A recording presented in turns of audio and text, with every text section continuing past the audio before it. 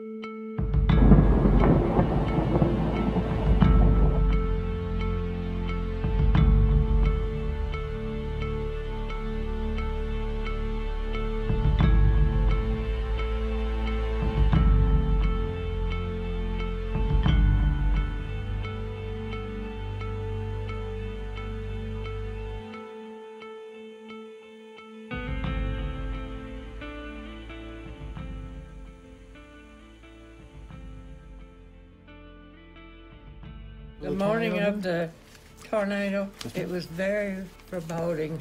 You felt something, even from the very first, you know, it was just a kind of close feeling. Yes. And I had this lilac bush that had never bloomed before. Right. And it was in full bloom, and I went out that morning and picked a big bouquet of lilacs before I went to school, and had them in the middle of my table. And when I would get to thinking about the house that blew away, I'd think about those lilacs, you know. I was in college at the University of Arkansas when it hit, and actually that was a Friday, so as everyone knows, Yes. Friday afternoon, and I was on my way home with a friend of mine who was also at the university, and my mother was with me. It had rained all day and was very oppressive. It just seemed like there's just something pulling down on you all day long. Right. I don't know how to explain it, but it was different Right. than a regular day. Just a terrible, terrible roaring. Something you don't get over, you know. Well, one thing I wanted to tell you about a little boy that was in that shop. Early in the morning, I had a lot of kid traffic, and he was just a fun boy. Joe Duncan was his name, about 9-year-old. And he was trying to get in the chair ahead of everybody, and I said, "No, Joe, you gotta wait." Right. He finally come his turn. That evening, he was dead. So that was a sad deal there. Had him one cut his hair, and he found his head in one place, his body in another. But it was cloudy, but I mean, you know, I had no idea that there were no warnings or anything. You know, Nothing. no. I stood in my back doorway and watched just like a big cloud, dense cloud that you could see into. Right. I did not see anything flying, but I knew something bad was happening. One of my assistants in the office came to me and said, "Doctor, you might ought to look outside. It's really getting dark out there." Yeah. And I'm getting a little nervous. And I told her, "Miss Griffin, don't worry about it. Everything will be all right." Sure. And she said, "Well, I don't know about that. You need to look outside." We were looking out, and it looked strange. It was overcast, and then it became a green color out there.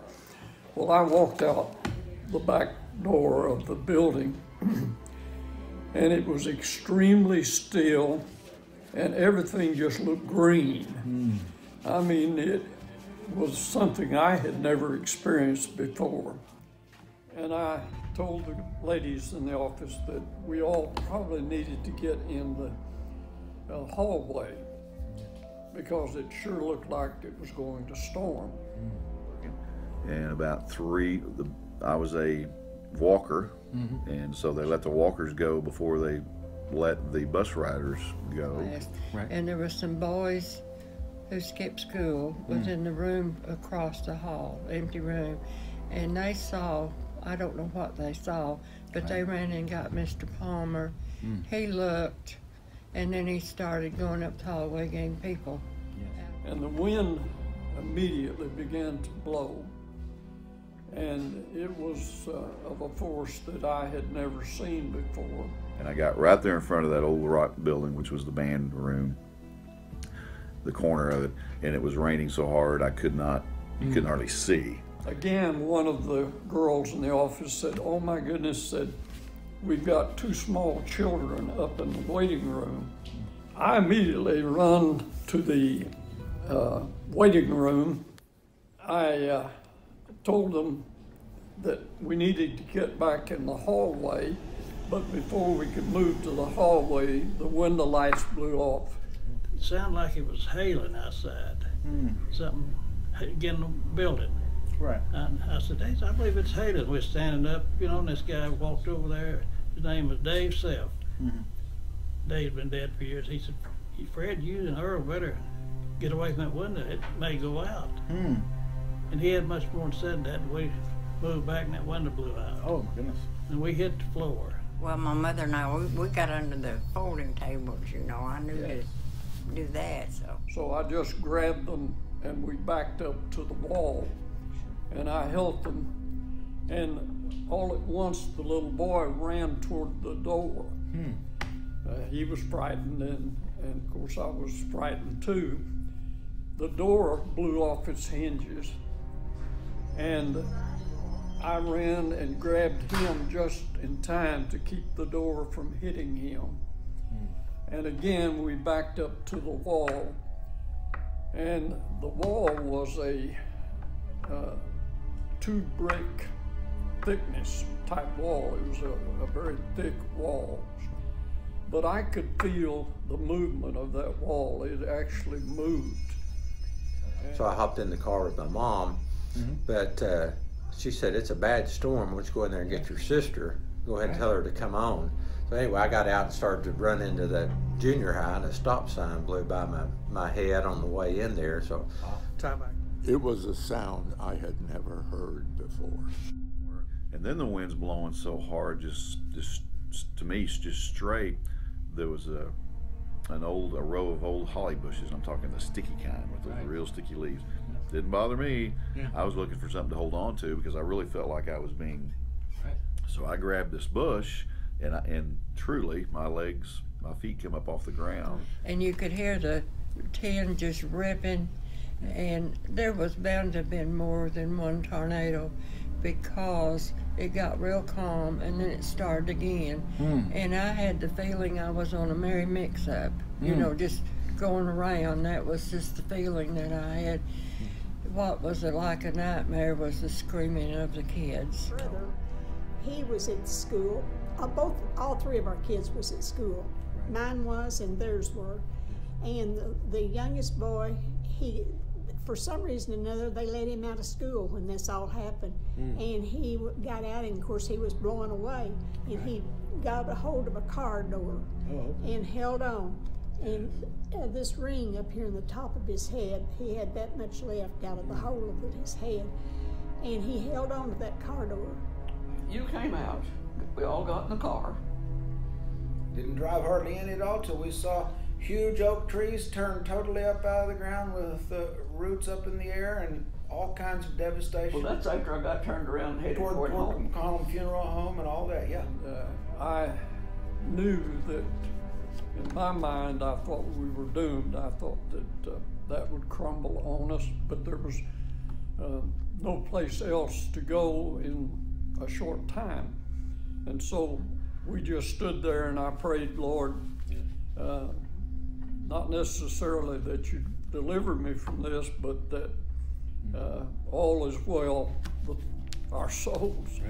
And immediately, though, the wind stopped. And then afterwards, I went outside and it was dead silence. Finally, it quit raining again a little more, so I got to get home. So now I just want to get out in the street.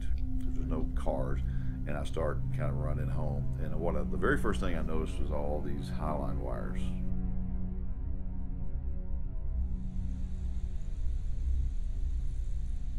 Fourth grader, tunnel vision, probably not really looking around, But as soon as I walk up on all these wires, I'm thinking, well, that's not right. And then I glance up, and there these buses are laying on their sides.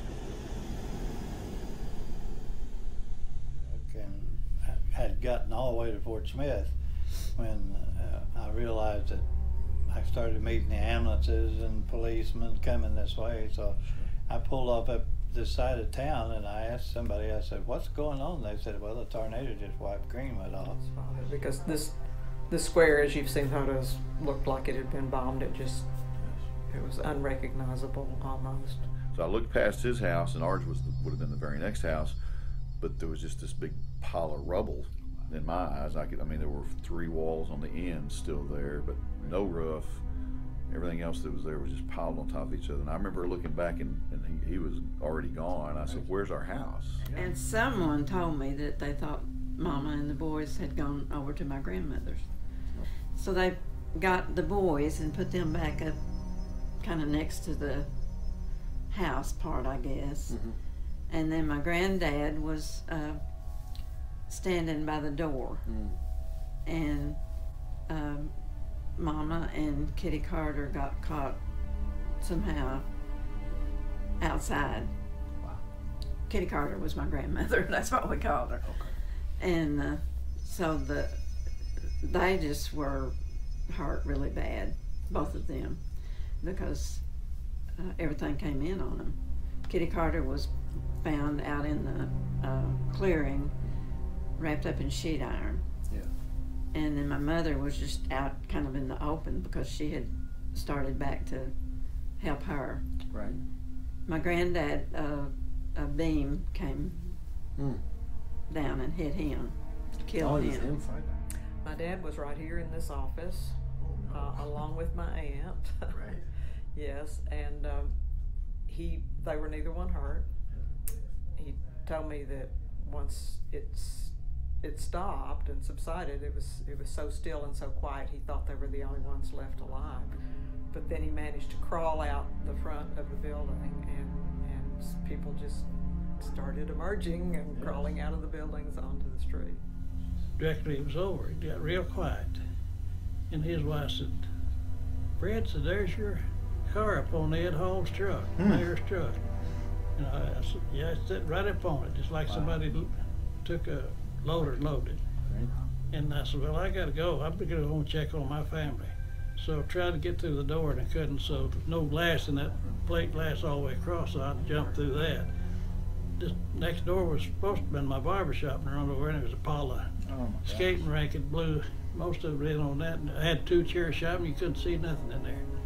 Just rock, concrete block. That's what I remember when I as a 4th grader, we heard Daddy was telling us our cars down on top of the mayor's truck, and that's all I was concerned about. We're in trouble. Forget the fact that we don't have a house anymore.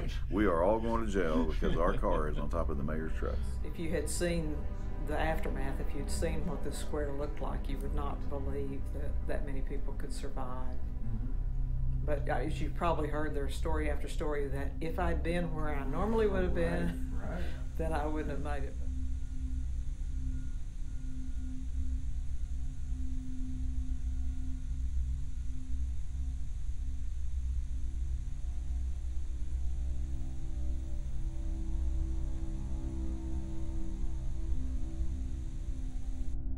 I told you that story. The courthouse was gone.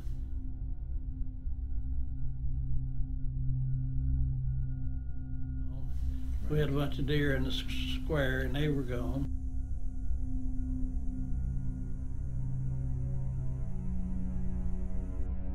I noticed a house that was partially destroyed. As I was looking around, a voice calling, help, help, help. I ran in to what was left of the house, and I saw a man trying to lift a refrigerator. I ran on up and said, do you need help? And he said, yes, there's a man under here. I helped lift the refrigerator up. It was Mr. Nave, who later died in the hospital from injuries he had received. The Greenwood Business District We're looking at an area that was the Greenwood County Square in downtown Greenwood, an area where a small zoo with deer were located, and also where trees and park benches were located, and this is how it appears now, as opposed to earlier today and in the past. People were, individuals were taking people to the hospital. Yeah, right. Because, there weren't enough ambulances. I know. My brother lived at Rye Hill, and he ran. Yes. When he got the word, he ran from his house all the way to my house. Wow. Because he couldn't get any closer. There was no way to go. Right. And he ran all the way to find me. And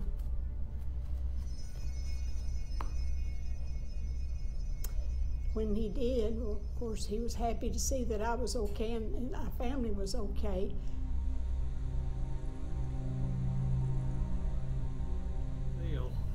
Got down there where I could see the house, what you seen there in that picture. Right. My wife was standing there in the window.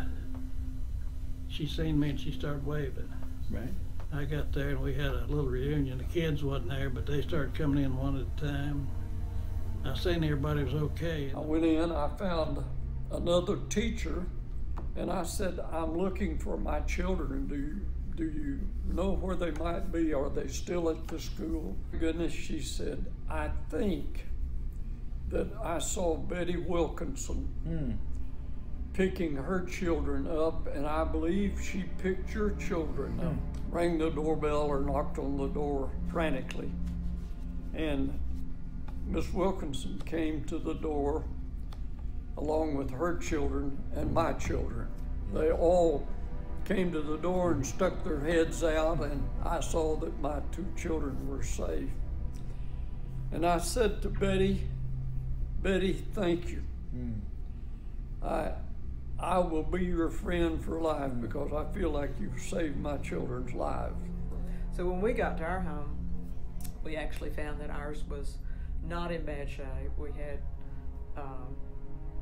concrete blocks through the ceiling and 2x4s through the front door, and our concern immediately was to get back to this office because my father had left things, and this office was just gutted. Right.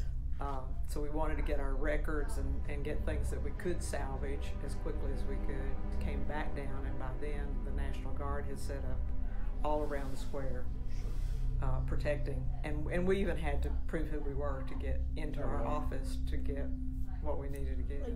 My house was 6 months old. Is that right? Yes, and it was completely demolished.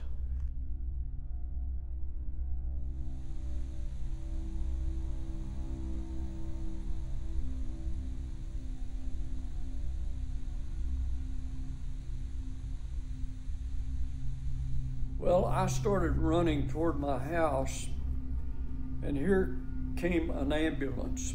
And so I stepped aside, and he stopped. And a man sitting on the passenger side, I recognized as my brother-in-law, whose house had blown away. And he said, we're going to the hospital. My son, Rusty Mizell, has been hit by a piece of sheet iron in the head, and he is injured pretty seriously. And he said, would you mind just going to the hospital with us? Right. And I said, well, yeah. So I got in the ambulance. We went to Sparks Hospital, and they had people just rode up in rows out in the hallway. There was no rooms, no places to put them.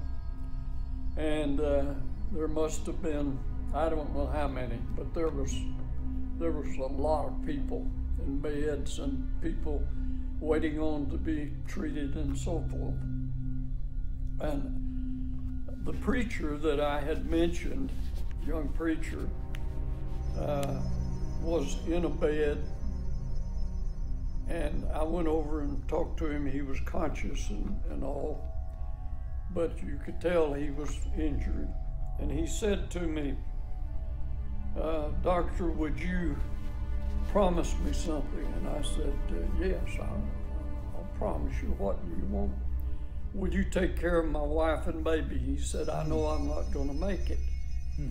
And I said, "Well, why? You think you're not going to make it?" And he said, "Well, I heard the doctor talking to the nurse." And he said, "I know I'm not going to make it." And I said, "You're going to be fine." I think I looked at his blood pressure. He had a blood pressure cuff on and all. And it so happened at that time that I was on the Sparks staff. Oh, really? And so I just didn't take part in any treatment, but I walked around and talked to various people. And I came to Mr. Nave, whom I had seen earlier. And Mr. Nave was in a very, very bad condition. And I heard the nurse who was checking his blood pressure call for the doctor and tell the doctor that he is going into shock and he needs treatment immediately. And he did pass on, of course. But it was kind of peculiar and a very stirring thing to see all of the people there who were injured. We've estimated that 270 or more have been injured, treated here and in the hospitals. Is this what you would say? At least that many. All we've done here is just take care of the minor injuries, people stepping on nails, getting small lacerations. We've taken care of most of those here. The major ones have had gone into the hospital. Now, what about your supplies? These were used from your office?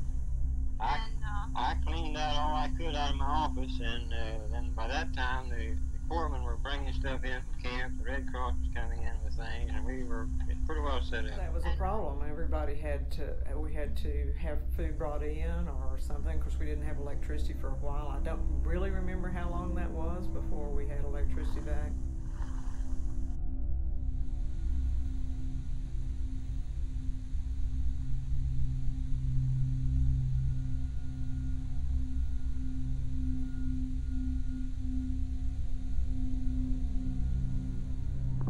So then all of the rocks and foundation rocks and such came in on the boys.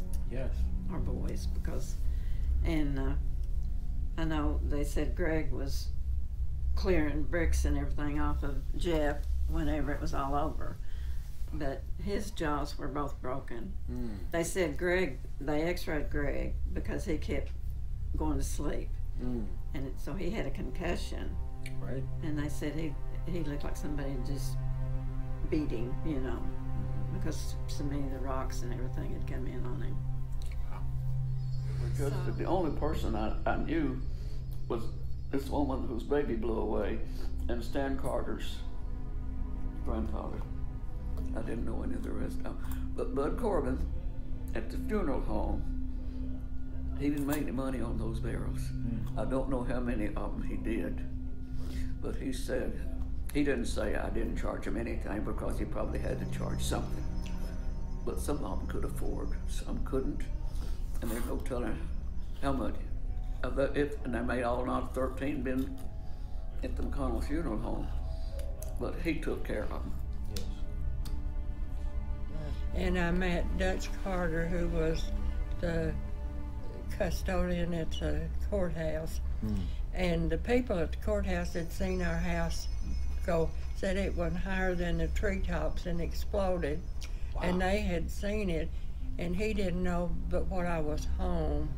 And he started up school to look for us. Right. And when I met him, he said, child, he said, your house is gone, but the important thing is that your kids are safe.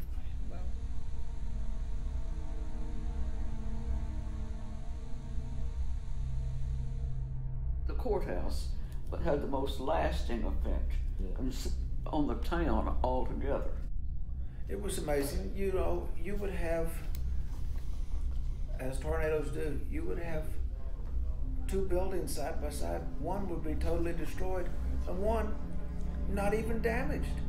The bank really wasn't damaged at all, you could say. It had a tiny little bit of damage, but not much. It was the old bank over there. And then, what's now the senior citizens? right across the street may have been totally leveled.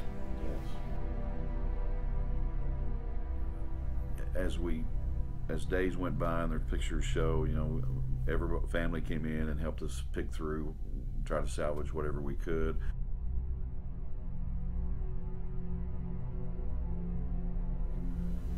We got the Seventh-day Adventists come in and the Red Cross to come in and help build people that didn't have insurance. They helped them. I had a lot of help. Had a friend brought a car over for me to drive because my car was tore up on top of the mayor's truck. But they had a lot of people coming in to Greenwood from other places, construction workers, and clearing the debris and stuff out. It was really a godsend that they come in and help the people. Certainly a lot of destruction, and it's hard to comprehend just the extent of it unless you are here on the spot and can see it. I believe it's the most destructive tornado that I have ever witnessed. You know, during the everybody went around with their head turned just like this, looking up. Yes. Because the storms just kept coming. Is that right? It kept No, raining. they just weren't going to be. They weren't going to be so taken aback this next time. That's right. Now that's what I remember. I myself looked a lot. Community reaction. How do you feel the community reacted to this terrible thing? The community in itself reacted better than anything that I've seen in a long time to any emergency situation. In addition to the community, the surrounding community, including Oklahoma, all the agencies of the government, the Red Cross was here on the spot, is here now and doing an excellent job with all of his services. I hate to mention any particular service because everyone has done an outstanding job. But the first reaction of the community was, let's see what we can do to help those who are injured.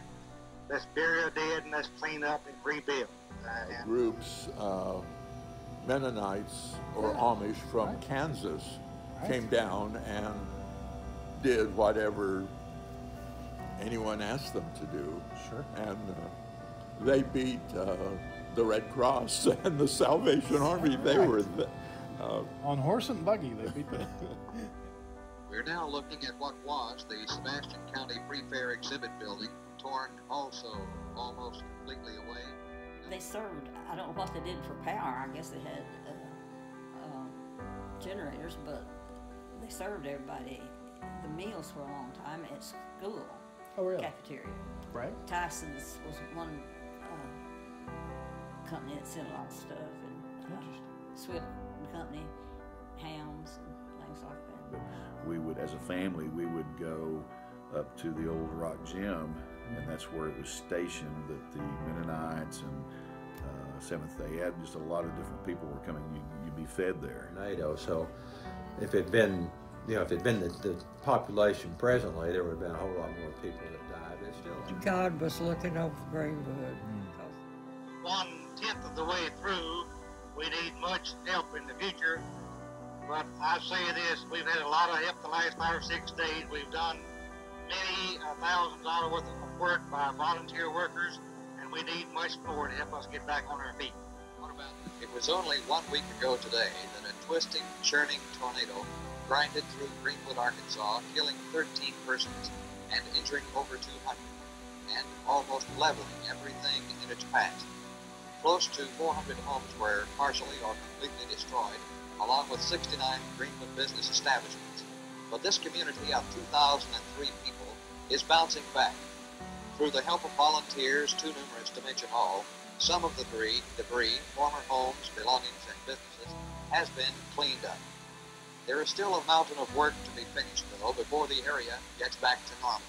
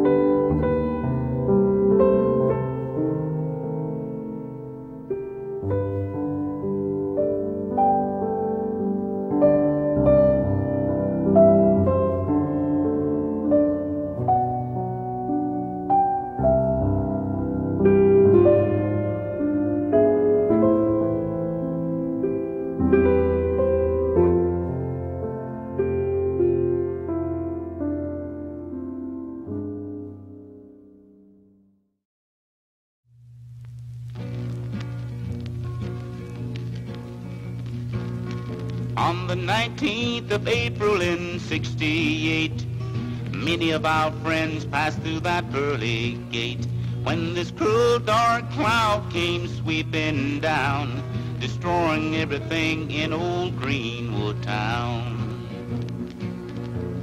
It hit the old courthouse and blew it down, and then moved over to the heart of town, destroying every building on the city square, and wrecking graveyards and folks sleeping there. Doomsday in Greenwood, the day the whole town went down. Over 400 homes and many people died the day the tornado came around. When the wind and rain finally died down, the good folks in Greenwood rallied around. They said the good Lord can give and he can sure take away. The Greenwood tornado proved it that day.